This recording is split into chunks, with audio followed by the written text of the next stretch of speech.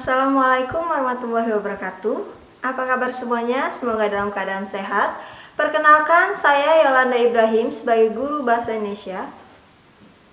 Materi kita hari ini masih mengenai tentang teks eksposisi di kelas 8. Mari kita simak materinya bersama-sama. Baik, kita langsung masuk ke dalam struktur teks eksposisi.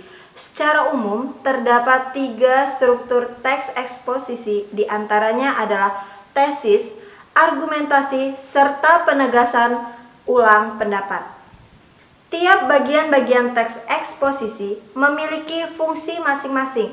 Berikut adalah penjelasan 3 struktur teks eksposisi dan pengertiannya. Yang pertama ada tesis.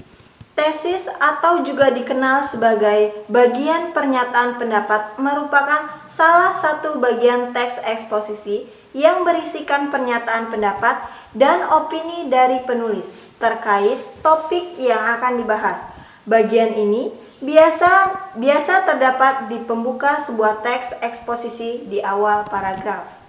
Yang kedua, ada argumentasi. Argumentasi menjadi salah satu dari struktur teks eksposisi yang memuat alasan-alasan untuk memperkuat argumen penulis dalam menyetujui atau menolak suatu gagasan yang telah disampaikan sebelumnya dan menjadi topik pembahasan teks eksposisi. Dalam bagian argumentasi, penulis menuliskan fakta dan pernyataan-pernyataan yang memperkuat pendapat pribadinya. Biasanya juga disertai sumber-sumber yang valid dan terpercaya dari ahli dan pakar di bidangnya masing-masing.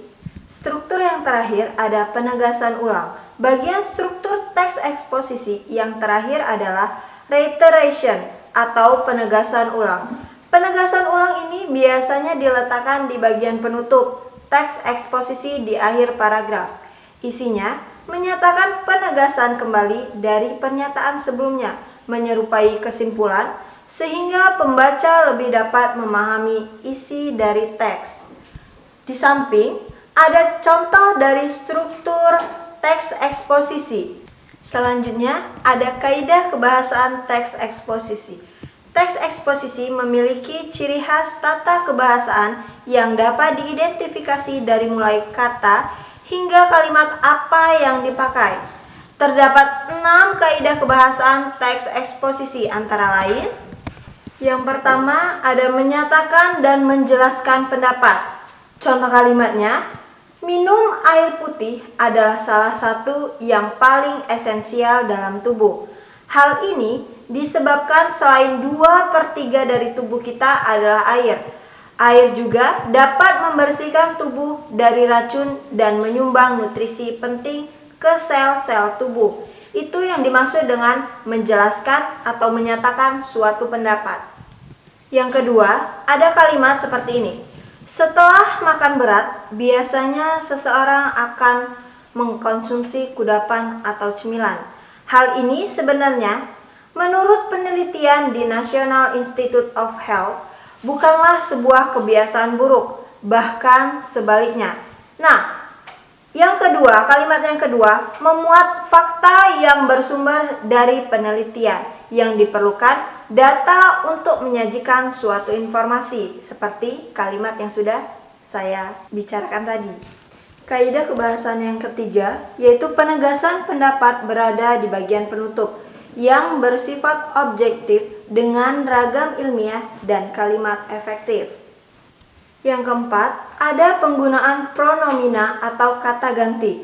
Pronomina adalah kelas kata yang berfungsi untuk mengganti nomina atau kata benda atau frasa nomina.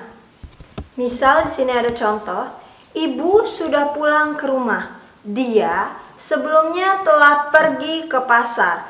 Kata dia termasuk pronomina dan berfungsi mengganti kata ibu yang merupakan nomina. Pronomina terbagi menjadi 2, pronomina persona dan pronomina non persona. Pronomina persona terdiri atas tunggal dan jamak. Berdasarkan sudut pandangnya, pronomina persona terbagi menjadi 3 pronomina orang pertama, kedua, dan ketiga. Sementara itu, Pronomina non-persona yang digunakan untuk merujuk ia, dia, Anda, kamu, aku, saudara, nya, mu, ku, dan si, dan penanyanya. Kebahasaan yang kelima ada penggunaan leksikal.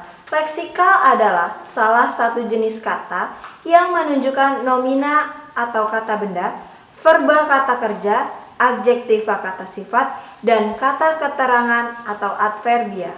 Nomina atau kata benda adalah kelas kata dari nama seseorang, tempat, atau semua benda dan segala yang dibendakan. Contoh kalimatnya, kebersihan, peraturan, papan tulis, atau penandatanganan. Verba adalah kelas kata yang menyatakan suatu perbuatan, keberadaan, atau pekerjaan. Misalnya, bernafas, melompat, menyatakan, mengemukakan, dan lain sebagainya. Adjektiva adalah kata yang menerangkan keadaan atau sifat. Misalnya, baik hati, suci, bersih, alim, diam, dan lain sebagainya. Kebahasaan yang terakhir ada penggunaan konjungsi. Konjungsi atau kata hubung dalam teks eksposisi berfungsi agar argumen penulis dapat diperkuat. Misalnya, seni didong merupakan salah satu seni tradisi lisan asal masyarakat Gayo, Aceh, yang seyogyanya dilestarikan oleh generasi muda bangsa karena sudah semakin tergerus dengan perkembangan teknologi. Kata pada kalimat ini merupakan konjungsi yang berperan sebagai penguat argumen akan kondisi didong saat ini. Begitupun kata karena yang berfungsi sebagai penanda alasan kenapa didong perlu dilestarikan. Selanjutnya ada langkah-langkah penyajian teks eksposisi. Sebagaimana yang telah dipaparkan terdahulu bahwa teks eksposisi menyajikan sejumlah pendapat argumen. Teks eksposisi bertujuan untuk meyakinkan orang lain. Di dalamnya tersaji pula fakta untuk lebih meyakinkan kebenaran tentang isi pendapat itu. Dalam sistematika penyajiannya, teks eksposisi diawali dengan penyajian tesis isu, masalah, ataupun suatu pernyataan yang bersifat umum. Kemudian, diikuti rangkaian argumentasi atau pendapat beserta sejumlah fakta yang menguatkan, diakhiri dengan penegasan ulang. Langkah-langkah penyajiannya sebagai berikut. Yang pertama, ada menentukan isu ataupun masalah yang akan dibahas. Yang kedua, membaca berbagai sumber yang berkaitan dengan isu yang dipilih, melakukan sejumlah pengamatan yang ada di lapangan. Yang ketiga, ada mendatar topik-topik yang berkaitan dengan isu berdasarkan hasil-hasil membaca dan langkah-langkah pengamatan. Yang keempat, ada menyusun kerangka karangan struktur teks eksposisi. Topik-topik itu disusun secara sistematika dengan pola berikut. Di sini ada contoh pola penyajian kerangka karangan. Yang kelima, ada mengembangkan kerangka yang telah disusun menjadi teks eksposisi. Dalam tahap ini, kamu harus menjadikan topik-topik ini menjadi argumen-argumen jelas dan logis. Di samping itu, kaidah-kaidah kebahasaan juga perlu kita perhatikan. Materi yang terakhir ada langkah-langkah penyuntingan teks eksposisi. Langkah penyuntingan merupakan langkah pasca penulisan suatu teks. Langkah tersebut bertujuan untuk memperoleh tulisan yang lebih baik. Unsur-unsur yang perlu disunting dalam teks eksposisi berkenaan dengan aspek isi, struktur, dan kaidah kebahasaan. Yang pertama, ada aspek isi terkait dengan daya tarik isu, kelugasan argumen, dan kelengkapan fakta. Mungkin pula berkenaan dengan keakuratan ataupun ketepatan penggunaan fakta di dalamnya. Langkah penyuntingan yang kedua, ada aspek struktur penyajian terkait dengan kelengkapan dan ketepatan susunan antar bagian teks. Berkaitan dengan aspek ini, kamu pun perlu mencermati bagian-bagian teks seperti tesis, rangkaian argumentasi, dan penegasan ulang. Berkaitan dengan aspek ini juga, rincikan topik-topiknya. Jangan sampai ada bagian atau kalimat yang menyimpang, tidak sesuai dengan isu utama. Kalimat semacam itu disebut juga kalimat sumbang. Mungkin pula susunannya tidak beraturan atau polanya tidak jelas sehingga maksud teks itu sulit untuk kita pahami.